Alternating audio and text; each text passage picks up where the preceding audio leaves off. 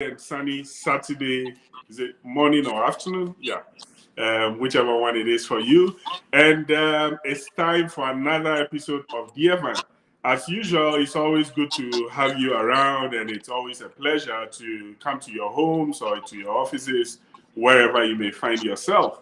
And so, as usual, go out there, tell your friends, tell your family to drop everything they are doing, because I don't think there is anything more important than listening to some marital wisdom here. And we're privileged to have with us Dr. and Mrs. Banahene this afternoon. Hello, Nicholas and Sarah. How's it going? Good. Van, how are you? Yeah, doing good. Thank you so much. And we're so happy to have you here. I'm going to just share out there that we live. Everyone should come around and then enjoy some good wisdom. So today, as we've been doing over some time, we're going to talk about managing money in relationships. And I think it's a good opportunity for all of us to hear from others, know how they actually going about it, and then we'll all pick up some nuggets from there. And so, ladies and gentlemen, we're about to roll. As usual, bring all your questions, all the difficult questions. Ask them all the difficult questions, and then they will have answers for us. So, Nicholas and Sarah, we've been looking at three main ways to manage money. So the first option is when the man, handles his money, the lady handles his money. The second option is when the man handles part, brings part into the common bowl. The lady also handles her money, but brings part of it into the common bowl. And then you use it for whichever common projects you have. And the third one is when everyone brings everything together, and then you operate from that master account or master bowl or whatever it is called. So we'll hand over to you. How do you handle it? What has been working for you so far? Yeah, so I think for us, we go with the first one. We have a single account that we both have our names on, and we are both signatories to that account. And inside that account, we may have our checking account or savings account. And then we have in our checking account the money that we are spending on our daily utilities and other stuff. And then in the savings account, we have money that we are saving towards projects. So we have one account that has both our names on, and all the money comes into that account. Oh, okay. So it's more like you have a joint account. Like a joint account where everything is okay. That's quite interesting. Tell me how that works. That has never worked for us since Adam. So is it 100% of all funds that come into that account? From anywhere, income from anywhere, 100% comes into that account? Yes. Oh, okay. So before you are able to spend, do you come before Parliament or something and say that, okay, I need this for X or Y, and it is approved before you can go ahead to spend? How does it work? Should I talk? Yeah. Okay, so if it's groceries, just go ahead and buy. But if it's something big that we have to buy, it means the two of us have to decide on that. Okay. So if it is the usual stuff like groceries and utilities, then that one you don't have to come before any panel of judges to to get approval. But what if it is something that has to do with one of you? It's not necessarily a common thing. Say like Nicholas feels like, let me go get a phone, or let me go get a new PC. Does that have to come to the panel of the Council of Elders? Because we talk about everything So even before he decides, Yeah. he'll tell me, "Oh, I just want to get this." So I'll tell him, "Oh, Okay. do you really need it, or it's just a want?" Okay. Okay. Yeah, so I think for us it's mostly because you don't just get up and say you want this, right? You have to get a need for it, right? It's not like, and you have to get a need. And I think before we even go on, let me be clear that Van, you know us, right? We don't have much money. We have not made much money, right? So I think it you have much money. It is good. So for us, if it's easy to manage. I don't know if it is easy or difficult that way because you don't have much money, you're thinking about how you are spending the money every day, right? So it's not like I want this or I want that. It is you have a need for it, and if it's a need for something, then obviously we have discussed that we need that thing, and that is why we go on to get it, right? Okay. Yeah. So it has to be a need before you can go ahead. Okay. So my question then comes to, okay, what if someone comes and says that, okay, I need support from you guys. Can I get something? How is that treated? Would it need to be discussed? Would it need to be before, like, you're able to give out something? Yeah, we talk about those things all the time. When Nicola's family needs something, we talk about it. Okay. When it's about me, we talk about it. So it makes it. Yeah, and the thing is, in our budget we have an amount that we use for charity, right? For things I want to help people with, right? And so if somebody approach us, we have a budget for that. If it is within the budget and we weigh what that person is asking for, and then it makes sense to us, not to the person. It has to make sense to us, right? Before I don't care how much sense it makes to you, but if it doesn't make sense to me, it is my money that I'm giving out to you. So then we have to discuss and then see if the person really need the money. But then there's a budget for that. And then we don't go outside that budget. If it is outside that budget, we have to push it forward. Or you have to wait until when we're able to get that money.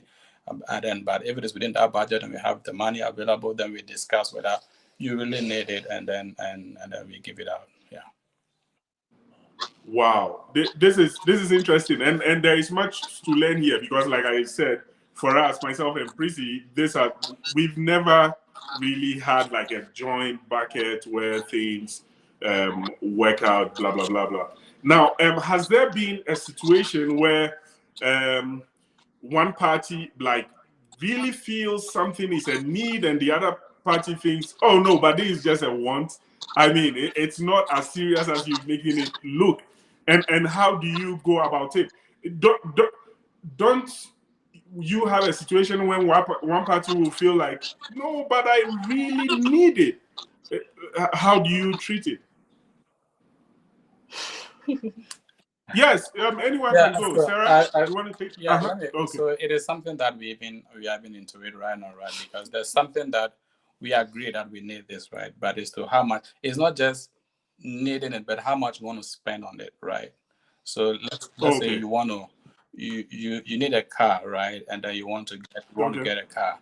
How much do you want to spend on that car? Even though we all believe that we need a car, you will have difference on how much you want to spend on the car, right? And then what type of car you are going for, and then what that car is giving on to you, right? So there are times that you disagree on what a need is, and there's times that you also disagree on the extent to which you want to spend on that need, right? But in all those times, we give ourselves time, right? It's just about talk about it and sleep over it, talk about it and sleep over it, and then before you know, you have come to an agreement or something. It's not something that you decide on one day. If it is something that has that difference, then it's something that you have to let time pass and then think about it, and then you'll find a common ground. Wow.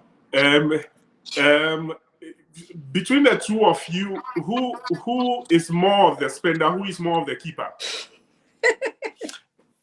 I would say I don't know how to save, right? That I am not the type. It's not like I spend, but I don't spend. But I don't know.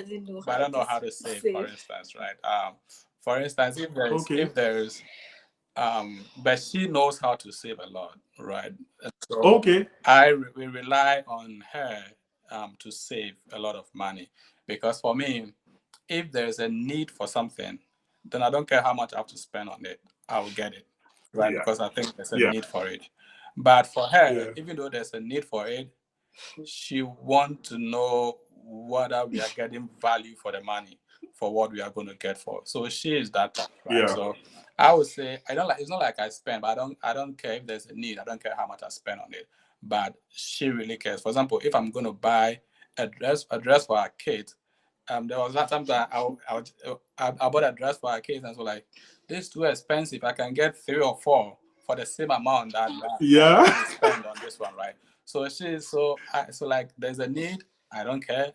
I'll pay Yeah. for it if the money is there. For her, there's the need. How much do you spend on that need? She is more concerned about that, and because she knows how to handle that, I rely on her for that decision. Yeah. Okay.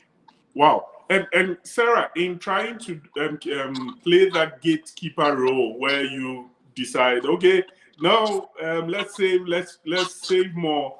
Um, do you think it comes to a point where you feel like, oh, I'm overdoing it? No.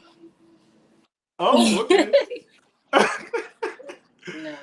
You always feel there is a need, because I can really relate with what Nicholas is saying. I personally, savings, no. What is savings? If something has to be done, let's go do it. I mean, does it feel like you're really restricting things from being done? Do you sometimes feel like, oh, maybe you are overdoing it? You said no, but how does that work? Because I mean, for me, if I'm in that situation and like Nicholas is saying, you helping to always save, and I feel like, hey, we need to do this. I mean, why not go ahead and do it? So there's always a line drawn between need and want. So Right. yeah, so that helps a Okay. lot. So if it's a need, then we go ahead and do it. But if it's a want, then that has to wait. Wow. And okay. So let's come to this. In drawing up a budget, because I guess that is what really determines what you're going to spend or on what, blah, blah, blah. Sarah, who takes the lead on that? In trying to bring up a budget? Yeah, it's me.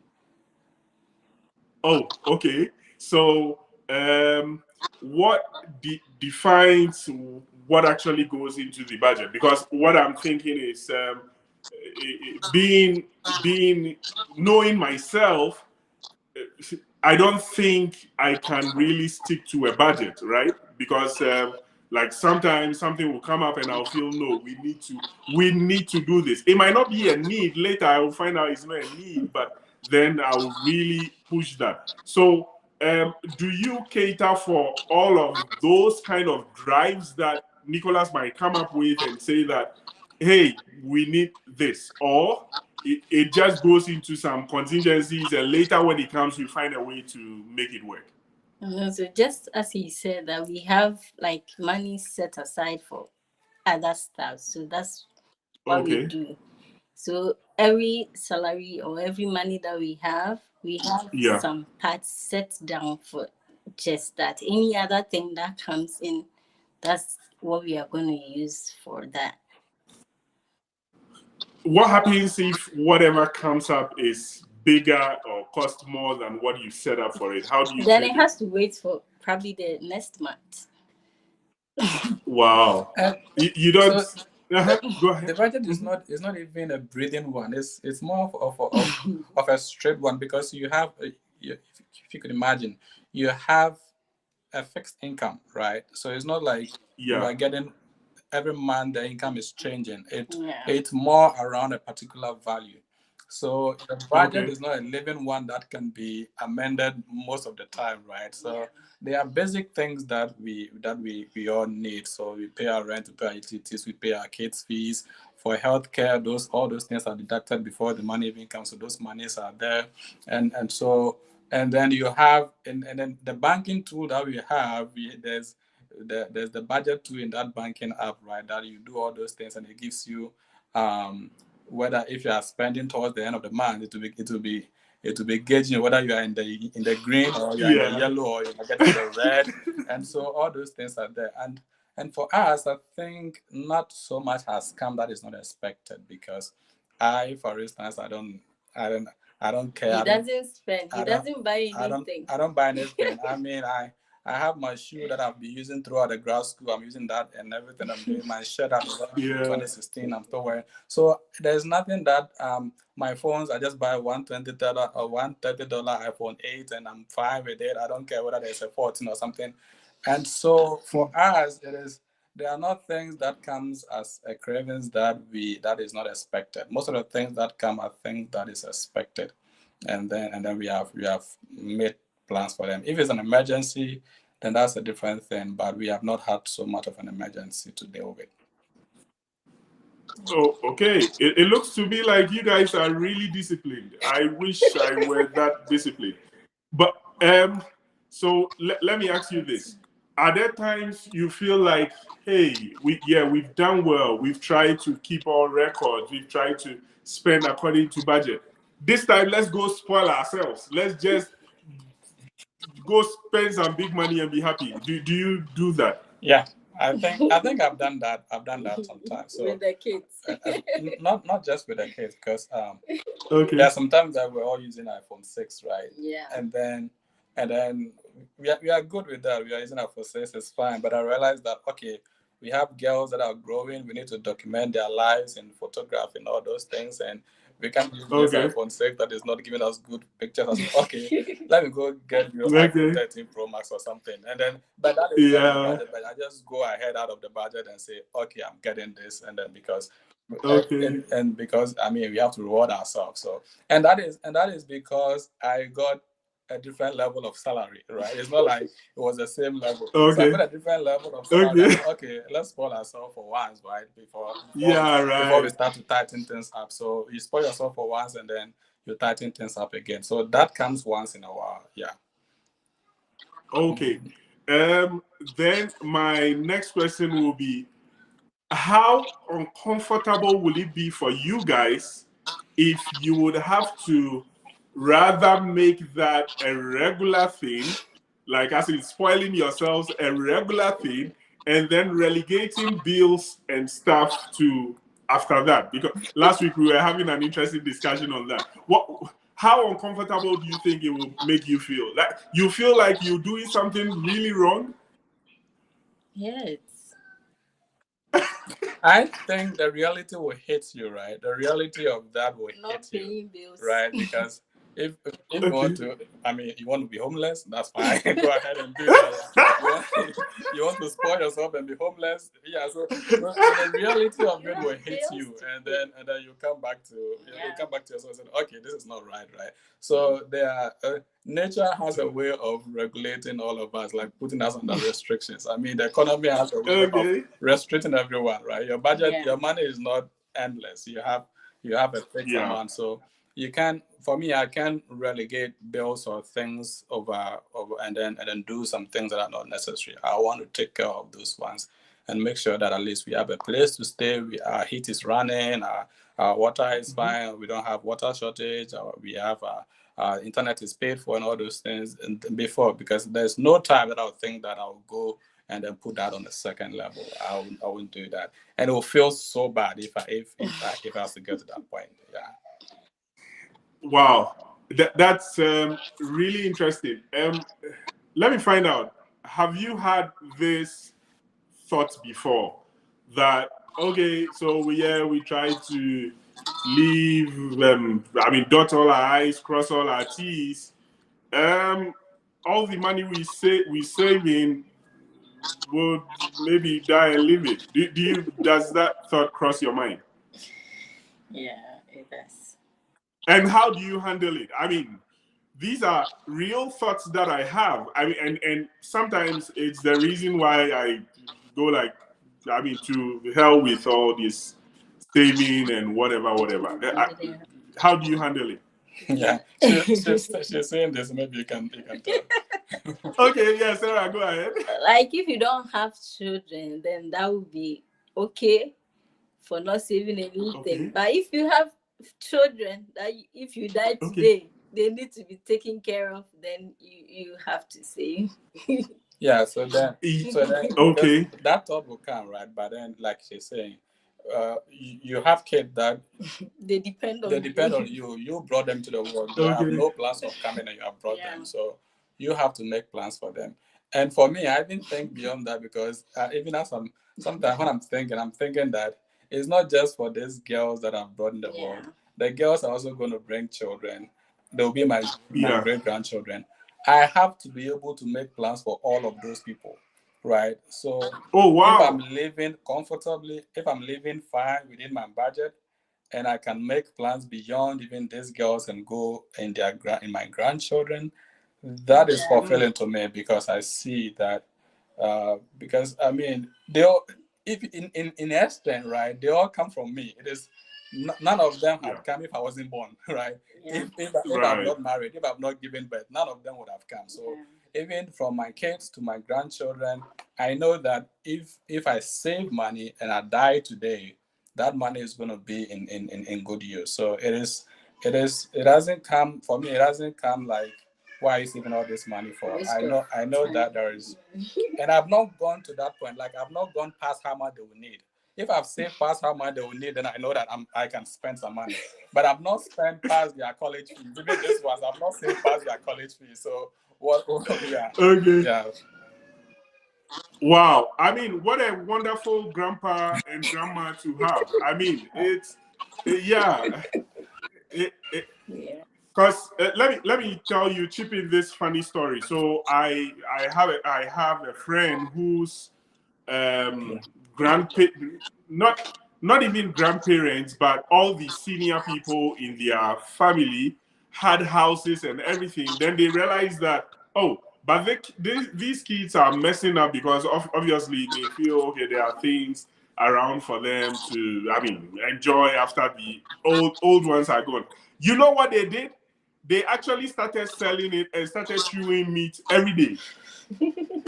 And this is a true story. So I think that is a wonderful grandparents to have. People who really think, I mean, they can, they would have to, or they have a responsibility to actually make sure all their descendants are doing well. Yeah. Now, that is a different conversation, because I mean, if you're talking about saving for them, that is a different thing.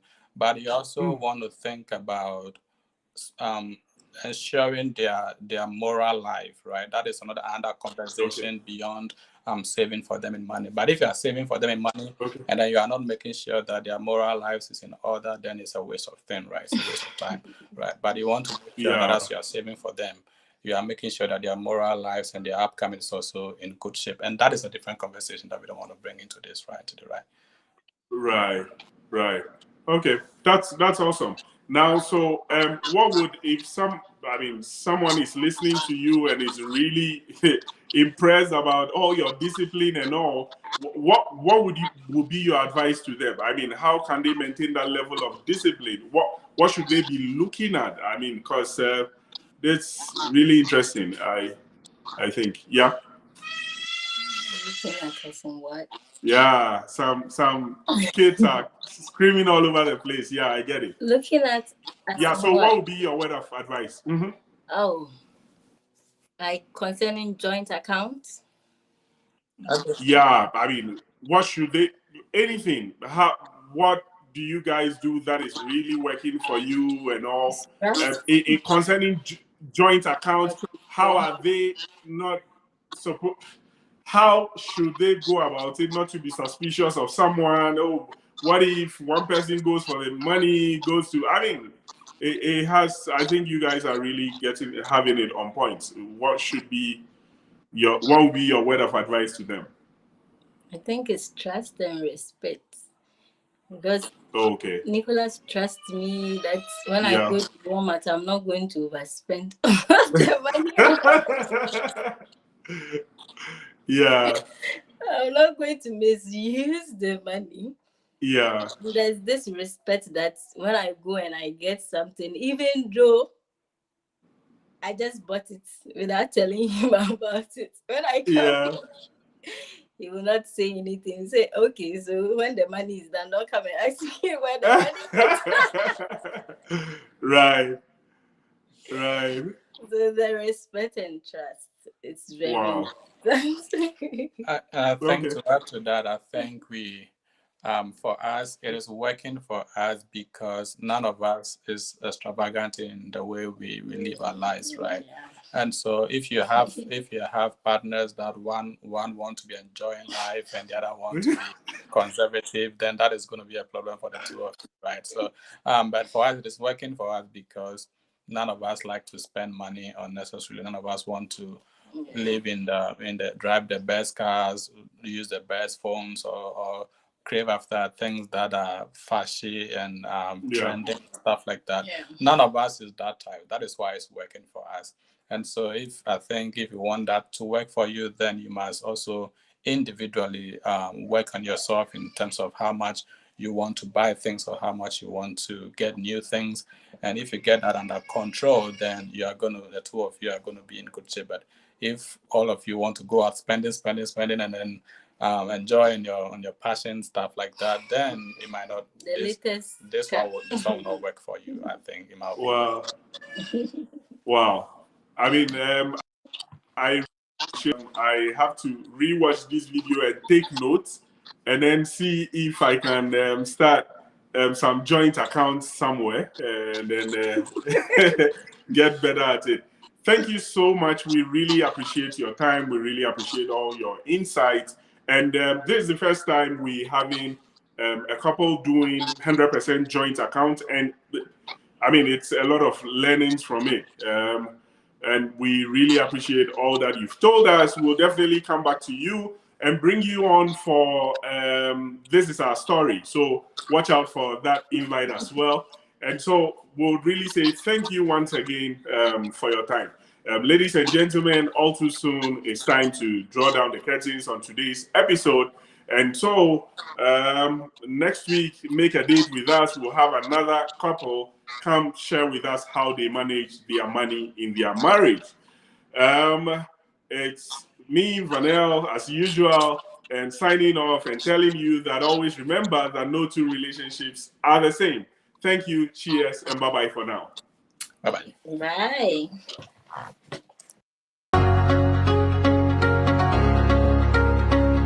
When you marry, initially, people would want to see, hey, how are these people doing? Sometimes, especially when you have a big wedding. So people also tend to want to impress others by sewing, dressing up, renting big apartments, buying expensive cars. Meanwhile, you'll be suffering inside.